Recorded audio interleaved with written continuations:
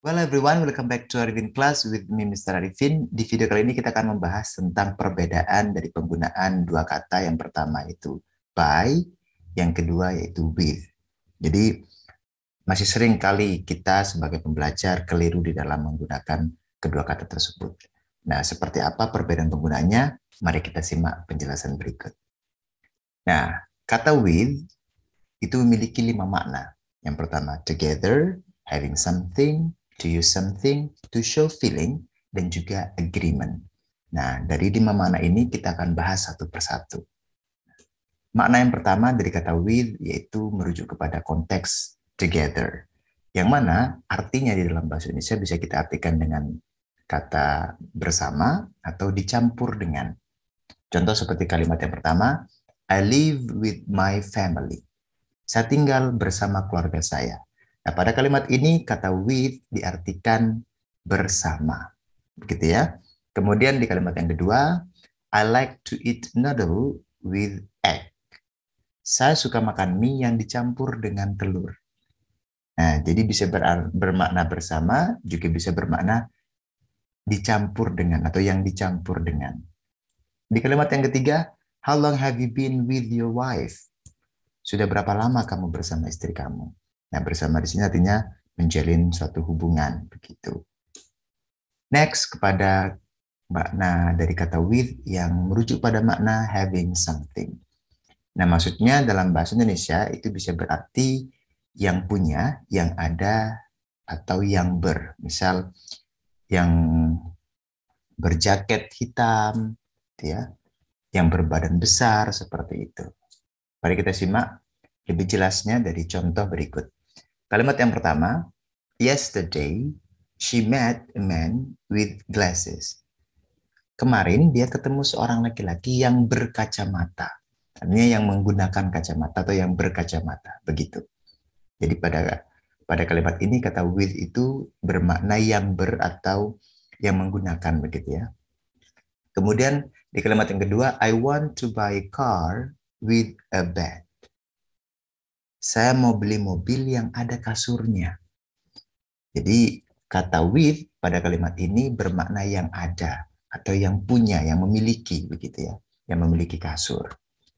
Kemudian yang ketiga, Aldi wants a job with the big salary. Aldi menginginkan pekerjaan yang bergaji besar. Jadi yang bergaji itu yang punya gaji besar, begitu. Kata with di kalimat tersebut bermakna seperti itu. Next, kita masuk kepada kata with yang bermakna to use something. Nah, di dalam bahasa Indonesia bisa berarti kata with tersebut dalam konteks to use something. Di sini maksudnya seperti makna memakai atau dengan menggunakan. Ya, untuk lebih jelasnya memahami makna tersebut, kita bahas dengan contoh.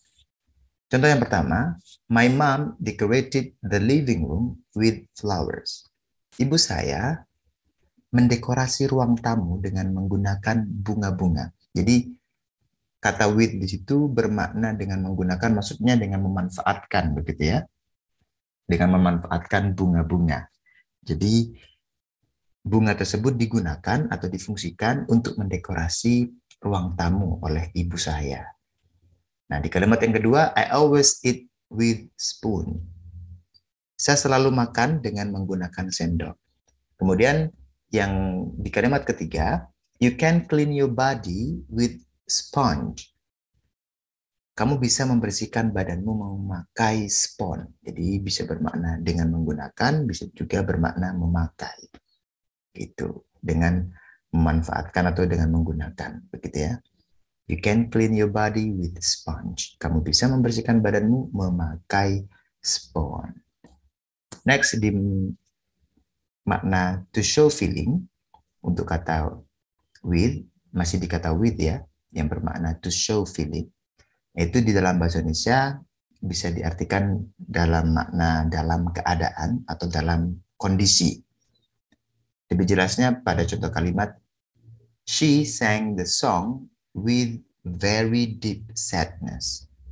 Dia menyanyikan lagu tersebut dengan kesedihan yang begitu mendalam. Jadi maksudnya with di sini dalam kondisi, dalam keadaan, dalam situasi seperti itu, ya. Kalau contoh pada kalimat yang kedua, he ran away with fear. He ran away with fear. Dia berlari dalam keadaan takut, dalam kondisi dalam keadaan takut. Jadi kita bisa menyatakan makna dalam keadaan atau dalam kondisi itu dengan kata with. Makna kata with yang terakhir yaitu agreement, yaitu setuju dengan. Jadi menunjukkan makna setuju dengan. Contoh pada kalimat I'm with you. Itu artinya bukan saya sedang bersama kamu dalam konteks secara leksikal gitu ya maknanya, artinya berbarengan, tidak. Maksudnya di sini aku setuju denganmu, aku sependapat denganmu, bisa diartikan seperti itu. Tapi kalau kita mau bilang setuju dalam artian mendukung begitu ya, kita tidak menggunakan with, tetapi lebih tepatnya kita menggunakan I'm for, ya, I'm for. Jadi menggunakan for. Contoh, I'm for freedom of speech. Saya mendukung kebebasan berpendapat, atau saya setuju, saya sependapat dengan kebebasan berpendapat. Next, kita masuk kepada kata by. Nah, sama seperti halnya pada kata with, kalau kata with tadi memiliki 5 makna, kata by pun juga memiliki 5 makna. Yang pertama itu proximity, yang kedua how something is done, yang ketiga to show who or what is doing something, yang keempat to do something alone or without help, yang kelima time. Nah, kita bahas satu persatu makna tersebut. Nah, kata by yang maknanya proximity, artinya di dalam bahasa Indonesia itu bisa bermakna di dekat, tepat di samping, atau bisa bermakna juga melewati.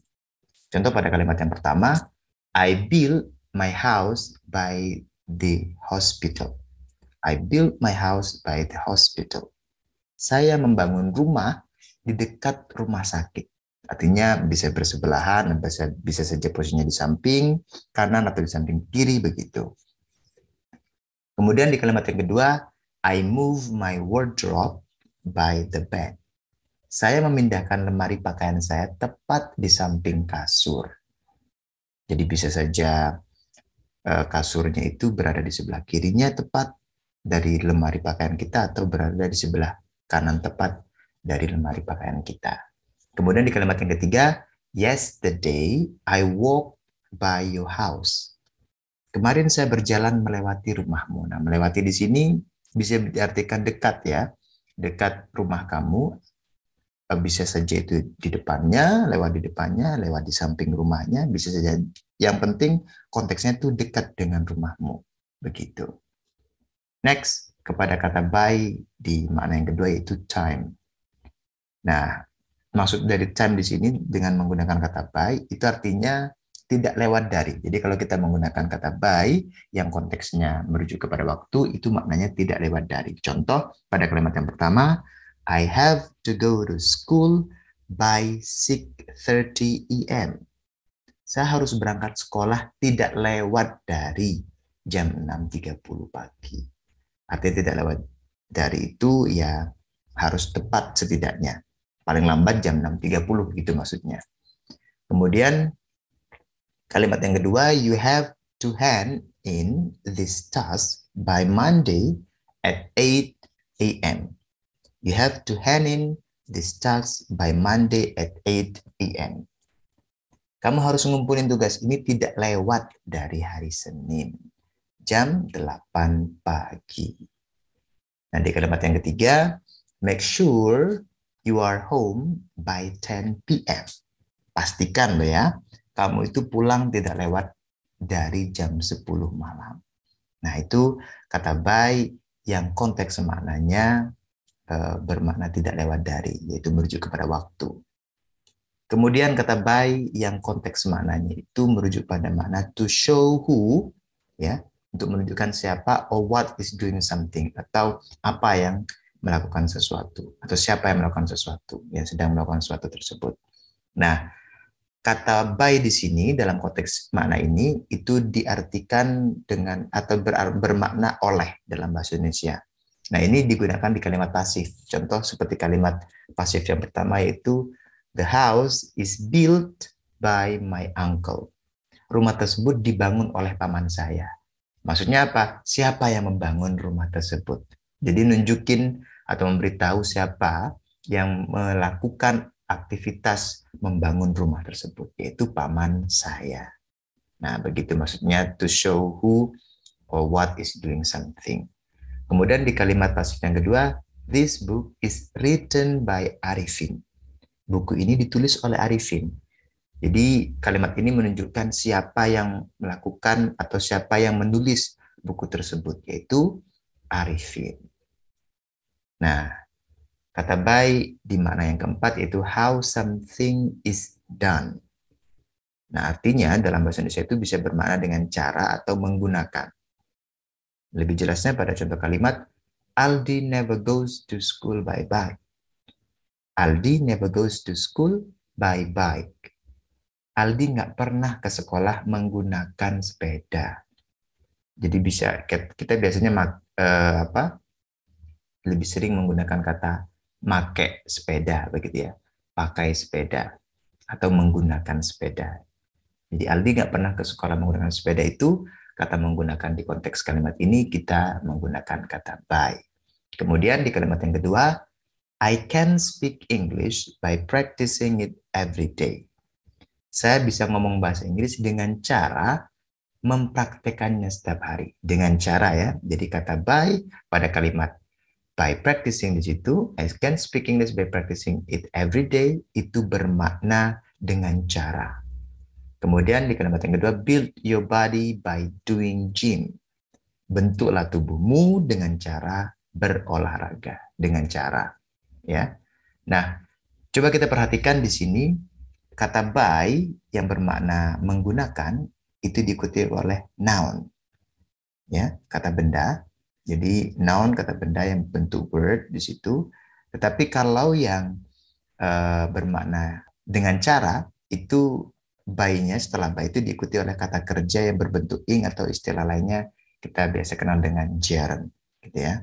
Jadi kata kerja yang berbentuk ing yang mana kata-kata tersebut istilah lainnya adalah gerund yang sifatnya sebagai noun ya. Jadi setara fungsinya dengan noun begitu. Next, di makna kata by yang merujuk kepada makna to do something alone or without help. Jadi kata by di sini digunakan untuk melakukan sesuatu untuk mengekspresikan bahwasanya you do the thing atau you do something alone, artinya tanpa bantuan orang lain, ya, without help. Jadi simpelnya Indonesianya itu bermakna sendiri begitu. Sendiri bukan artinya dalam konteks sendiri tidak ada orang lain di sekitar kita, no. Artinya di dalam melakukan satu hal. Contoh pada kalimat I will make it by myself. I will make it by myself. Saya sendiri yang akan membuatnya. Atau saya akan membuatnya sendiri. Artinya saya itu tidak membutuhkan bantuan dari orang lain. Saya bisa melakukannya sendiri. Begitu. Kemudian di kalimat yang kedua, I'm happy when I can learn to drive by myself. Saya senang bisa belajar nyetir sendiri. Jadi maksud sendiri di sini otodidak, artinya tidak ada pendamping yang mengajari kita, yang mengarahkan kita di saat kita belajar menyetir. So murni Anda atau orang tersebut belajar mobilnya itu sendirian, tidak ada yang mendampingi, tidak ada yang mengarahkan begitu. Dia belajar untuk memahami sendiri bagaimana cara menyetir mobil. Nah, di sini ada kalimat yang bisa kita manfaatkan untuk mengukur seberapa paham. Nah, saya sudah sediakan beberapa kalimat.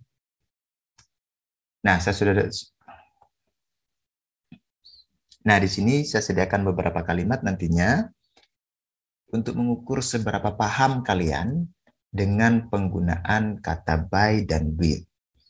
Nah, di kalimat ini ada bagian yang kosong yang sengaja saya hilangkan, yang mana kata tersebut yang saya hilangkan itu bisa saja by, bisa saja with. Nah, kita perlu lihat konteks dari kalimat tersebut terlebih dahulu untuk menentukan kata yang tepat yang bisa kita gunakan untuk mengisi bagian kosong dalam kalimat tersebut itu apa? By atau with. Nah, saya beri waktu 5 detik. Silakan kalian tentukan apa kata yang tepat untuk mengisi bagian kosong tersebut. 1, 2, 3, 4, 5. Apa? Menurut kalian? Yap, tepat. By. Jadi, she doesn't need your help. Dia nggak butuh bantuanmu. She can do it by herself. Jadi di kalimat ini konteksnya itu menunjukkan bahwasanya orang tersebut tidak butuh bantuan. Ya, si dia ini, si perempuan ini tidak membutuhkan bantuan kamu, bantuan Anda. Sebab dia bisa melakukannya sendiri. Nah, makna dari kata yang merujuk kepada konteks makna can do it something, ya, can do it something atau can do something alone dalam artian tanpa perlu bantuan itu adalah kata by. Nah, kita masuk kepada praktis yang kedua di kalimat yang kedua. Did you know that you can grow your hair bla bla bla aloe vera? Apa kata yang tepat? Did you know that you can grow your hair bla bla bla aloe vera? Yap, tepat sekali. Yang tepat kata yang kita gunakan untuk mengisi bagian kosong tersebut adalah with. Jadi with itu menunjukkan bisa kita gunakan untuk menunjukkan makna atau mengekspresikan meaning menggunakan sesuatu atau memanfaatkan sesuatu di dalam melakukan suatu hal, yaitu can grow your hair. Gitu. Did you know that you can grow your hair with aloe vera? Ya, bisa. Apakah kamu tahu atau sudah tahukah kamu, gitu ya, maksudnya sudah tahukah kamu bahwa kamu bisa menumbuhkan rambutmu dengan menggunakan lidah buaya? Next, di praktis yang selanjutnya yaitu would you like to order bread bla bla bla cheese? Apa kata yang tepat untuk mengisi bagian kosong tersebut? Saya beri waktu 5 detik. 1, 2, 3, 4, 5. Ayo apa? Yap, tepat. With.